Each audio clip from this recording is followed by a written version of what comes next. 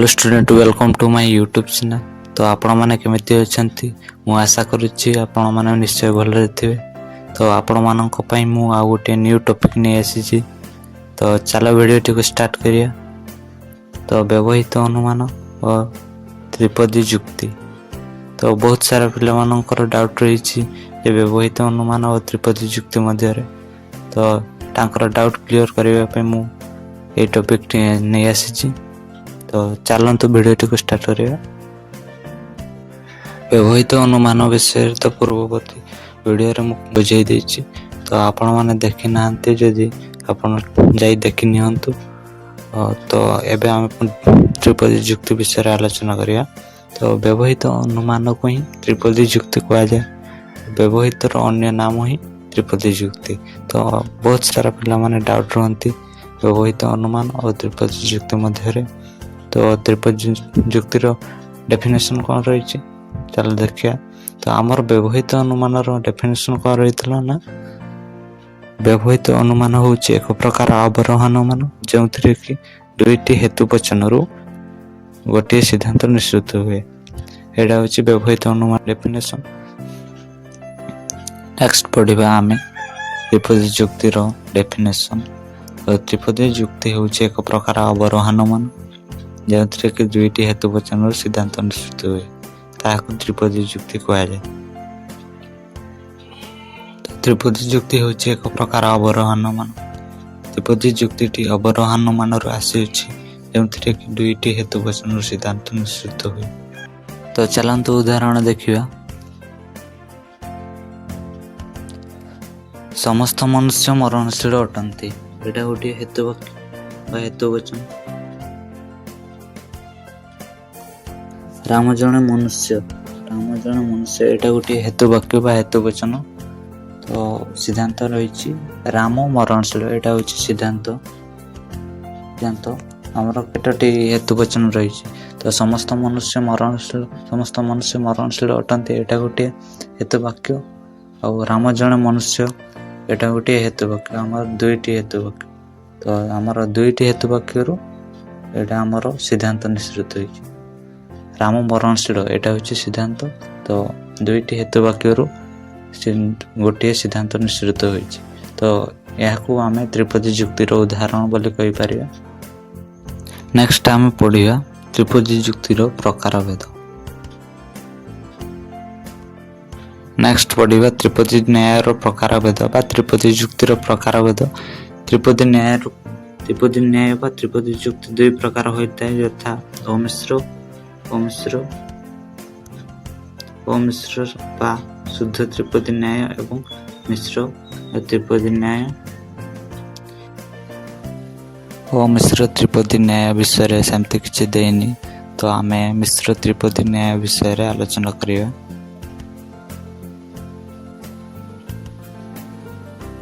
मिश्र त्रिपदी न्याय प्रकारभेद। पुनश्च विभिन्न प्रकार तर्क वाक्य को आधार कर मिश्र त्रिपदी जुक्ति चारि प्रकार हो पारे। देखंतु मिश्र त्रिपदी जुक्ति चारि प्रकार होता है। फास्ट देछि कौन मिश्र प्राकल्पिक त्रिपदी जुक्ति। फिर सेकंड रे देछि मिश्र वैकल्पिक त्रिपदी जुक्ति।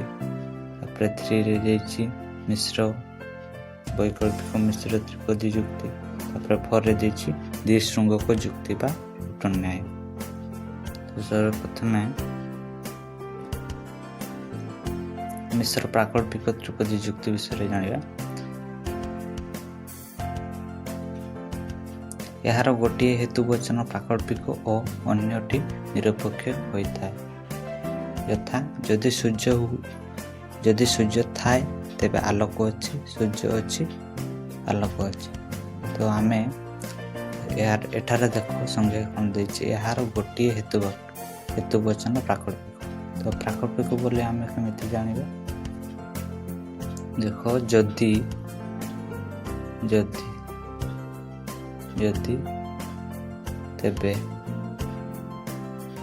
तेबे लागिथिले आमे ताहा प्राकल्पिक बोले जानिबा। मिश्र प्राकल्पिक त्रिपदी जुक्ति बोली। तो उदाहरण देखंतु जदि सूर्य थाए तेबे आलोक अछि। सूर्य अछि आलोक अछि। ଯଦି ସୂର୍ଯ୍ୟ ଥାଏ ତେବେ ଆଲୋକ ଅଛି। ତ ମିଶ୍ର ପ୍ରାକଳ୍ପିକ ତ୍ରିପଦୀ ଯୁକ୍ତି କ'ଣ କହିଛି? ଏହାର ଗୋଟିଏ ହେତୁବଚନ ପ୍ରାକଳ୍ପିକ ଓ ଅନ୍ୟଟି ନିରପେକ୍ଷ ହୋଇଥାଏ। ତ ଏଠାରେ ଆମର ତ୍ରିପଦୀ ଯୁକ୍ତିରେ ତ୍ରିପଦୀ ଯୁକ୍ତିରେ ଦୁଇଟି ହେତୁବଚନ ଥାଏ ଓ ଗୋଟିଏ ସିଦ୍ଧାନ୍ତ ଥାଏ। ତ ଯଦି ସୂର୍ଯ୍ୟ ଥାଏ ତେବେ ଆଲୋକ ଅଛି, ଏଇଟା ଗୋଟିଏ ହେତୁ ବାକ୍ୟ। ତ ଏଇଟା ହେଉଛି ପ୍ରାକଳ୍ପିକ। ପ୍ରାକଳ୍ପିକ କାହିଁକି କହିବା? ଆମେ ଯଦି ତେବେ ଲାଗିଥିଲେ ଆମେ ପ୍ରାକଳ୍ପିକ ବୋଲି କହିବା। ତ ସୂର୍ଯ୍ୟ ଅଛି, ଏଇଟା ଗୋଟିଏ ହେତୁ ବାକ୍ୟ। ଏଠି ଯଦି ତେବେ ଲାଗିଛି କି ନା, ତ ଏହାକୁ ଆମେ ନିରପେକ୍ଷ ବୋଲି କହିବା। ତ ସେକେଣ୍ଡ ପଏଣ୍ଟ ଯିବା, ମିଶ୍ର ବିଯୋଜକ ତ୍ରିପଦୀ ଯୁକ୍ତି। ଏହାର ଗୋଟିଏ ହେତୁବଚନ ବିଯୋଜକ ଓ ଅନ୍ୟଟି ନିରପେକ୍ଷ ହୋଇଥାଏ। ଯଥା ଅଜୟ ହୁଏ ତ ପରିଶ୍ରମୀ ନଚେତ୍ ଭାଗ୍ୟବାନ। ଅଜୟ ଭାଗ୍ୟବାନ ନୁହେଁ, ଉଜୟ ପରିଶ୍ରମୀ ନଚେତ୍ ଭାଗ୍ୟବାନ। ତ ଆମେ ମିଶ୍ର ବିଯୋଜକ ବୋଲି କେମିତି ଜାଣିବା ନା, এই ସେଣ୍ଟେନ୍ସରେ ଆମର ହୁଏତ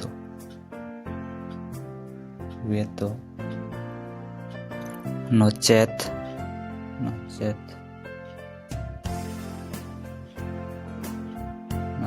ଓକେ। ତ ଆଉ ଗୋଟେ ହେଉଛି କିମ୍ବା।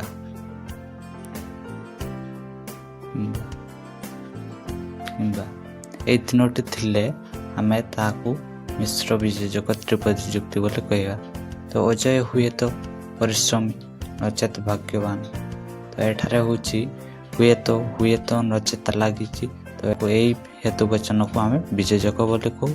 ଆଉ ଅଜୟ ଭାଗ୍ୟବାନ ନୁହେଁ, ଏଇଟା ବି ହେତୁ ବାକ୍ୟ। ତ ଏଠାରେ ହୁଏତ ନଚେତ୍ ଲାଗିଛି କି ନା, ତ ତାକୁ ଆମେ ନିରପେକ୍ଷ ବୋଲି କହିବା। ତ ନେକ୍ସଟ ଆମେ ଦେଖିବା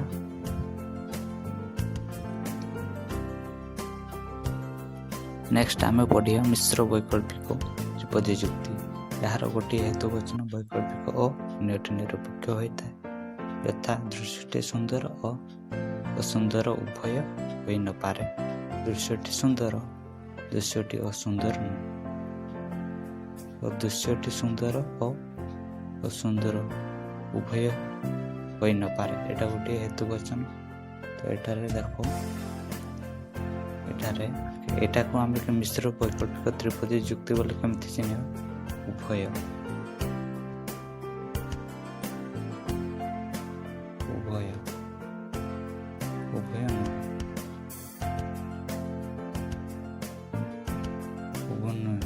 ଉଭୟ ନୁହେଁ ଲାଗିଥିଲେ ଆମେ ମିଶ୍ର ବୈକଳ୍ପିକ ତ୍ରିପଦୀ ଯୁକ୍ତି ବୋଲି ଆମେ ଚିହ୍ନିବା। ଦୃଶ୍ୟଟି ସୁନ୍ଦର ଓ ଅସୁନ୍ଦର ଉଭୟ ହୋଇନପାରେ। ତ ଉଭୟ ନୁହେଁ, ଏଇଟା ହେଉଛି ମିଶ୍ର ବୈକଳ୍ପିକ ତ୍ରିପଦୀର ଉଦାହରଣ।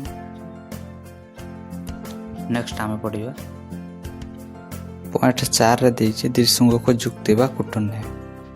ତ ଦ୍ୱିସଂଗକ ଯୁକ୍ତି ବା କୂଟନ୍ୟାୟ କ'ଣ କହିଛି? ଦ୍ୱିସଂଗକ ଯୁକ୍ତିର ଗୋଟିଏ ହେତୁବଚନ ଯୌଗିକ ପ୍ରାକଳ୍ପିକ ଓ ଅନ୍ୟଟି ବିଯୋଜକ ତର୍କ ବାକ୍ୟ ହୋଇଥାଏ। ଯଥା ନେତା ସତ୍ୟବାଦୀ ହେଲେ ଜନ ବିରୋଧୀ ହେବେ ଏବଂ ମିଥ୍ୟାବାଦୀ ହେଲେ ଧର୍ମ ବିରୋଧୀ ହେବେ। ତ ନେତା ହୁଏ ତ ସତ୍ୟବାଦୀ ହେବେ ନଚେତ୍ ମିଥ୍ୟାବାଦୀ ହେବେ। ସିଦ୍ଧାନ୍ତ ଦେଇଛି ହୁଏ ତ ନେତା ଜନ ବିରୋଧୀ ହେବେ ନଚେତ୍ ଧର୍ମ ବିରୋଧୀ ହେବେ। ତ ଆମର ପ୍ରଥମ ହେତୁବଚନରେ କ'ଣ ଦେଇଛି? ନେତା ସତ୍ୟବାଦୀ ହେଲେ ଧର୍ମ ବିରୋଧୀ ହେବେ ଏବଂ ମିଥ୍ୟାବାଦୀ ହେଲେ ଧର୍ମ ବିରୋଧୀ ହେବେ। ଦ୍ୱିସଂଗକ ଯୁକ୍ତି କ'ଣ କହିଛି ନା, ହେତୁବଚନ ଯୌଗିକ ପ୍ରାକଳ୍ପିକ ଓ ଅନ୍ୟଟି ବିଯୋଜକ। ତ ଆମେ ଯୌଗିକ ବୋଲି କେମିତି ଜାଣିବା? ଦେଇଛି ଏବଂଟା ଆମର ଯୌଗିକ। ତ ଆମେ ଆଗରୁ ପଢ଼ି ଆସିଛେ, ତ ଏବଂଟା ହେଉଛି ଯୌଗିକର ଚିହ୍ନ କହିବା। ତ ଏଇ ହେତୁବଚନ ହେଉଛି ଯୌଗିକ ପ୍ରାକଳ୍ପିକ। ଆଉ ଗୋଟିଏ ହେତୁବଚନକୁ ଦେଖିବା, ନେତା ହୁଏ ତ ସତ୍ୟବାଦୀ। ଏହି ତିନୋଟି ପଦ ଥିଲେ ଆମେ ବିଯୋଜକ ତର୍କ ବାକ୍ୟ ବୋଲି ଜାଣୁ। ଏଇଟା କ'ଣ ହେବ ନା ବିଯୋଜକ। ତ ଆମେ ଆଗରୁ ପଢ଼ିଛେ ବିଯୋଜକ। ତ ହୁଏ ତ ନଚେତ୍।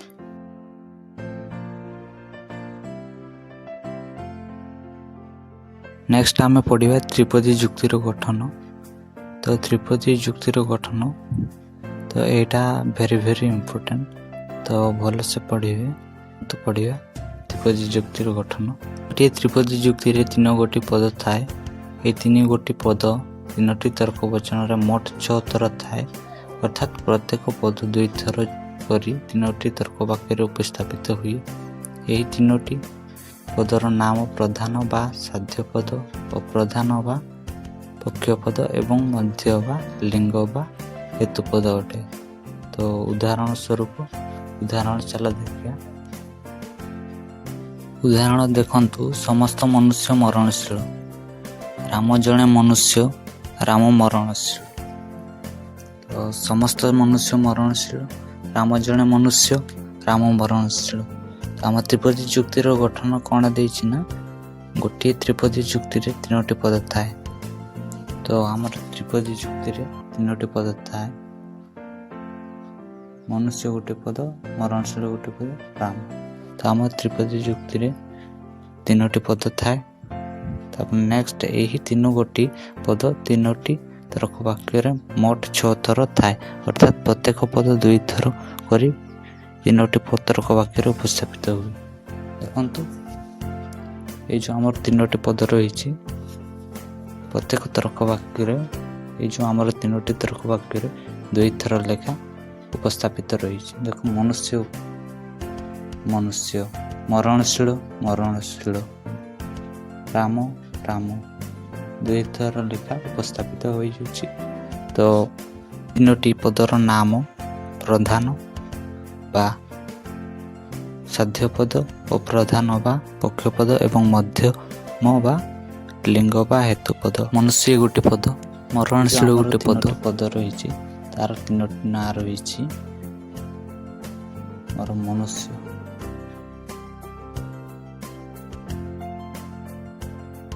राम गोटे पद। तो मनुष्यटा होइछि मध्यम पद, मध्यम बा हेतु पद। ओके, मरणशीलटा होइछि साध्य पद, ओके, साध्य पद बा प्रधान पद। रामटा होइछि पक्ष पद, ओके, पक्ष पद बा अप्रधान पद। ओके, तो आमर एग्जाम रे पड़े जे त्रिपदी जुक्तिर केतोटी पद थाए ना, त्रिपदी जुक्तिर 3टी पद थाए। त्रिपदी जुक्तिर केतोटी तर्क वाक्य थाए ना, 3टी तर्क वाक्य थाए। समस्त मनुष्य मरणशील, एटा गोटे तर्क वाक्य। राम जड़े मनुष्य, एटा गोटे तर्क वाक्य। राम मरणशील, एटा गोटे तर्क वाक्य। तो आमर 3टी तर्क वाक्य थाए, 3टी पद थाए।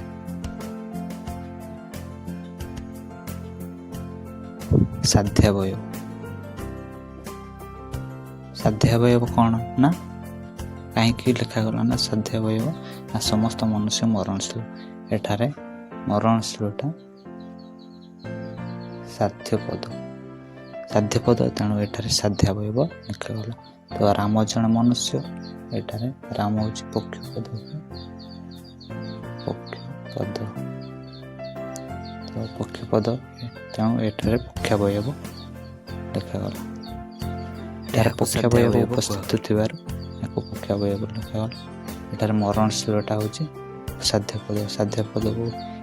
पद उपस्थित थिबार। आपण मानक ए भिडियोटी केमति लागिला कमेंट करि जणाइबे एवं सब्सक्राइब बटन टी क्लिक कर देबे, जहा पड़े आपण माने मोर न्यू अपलोडिंग वीडियो आपण पाखरे सर्वप्रथम जे पहुंची पारिबो।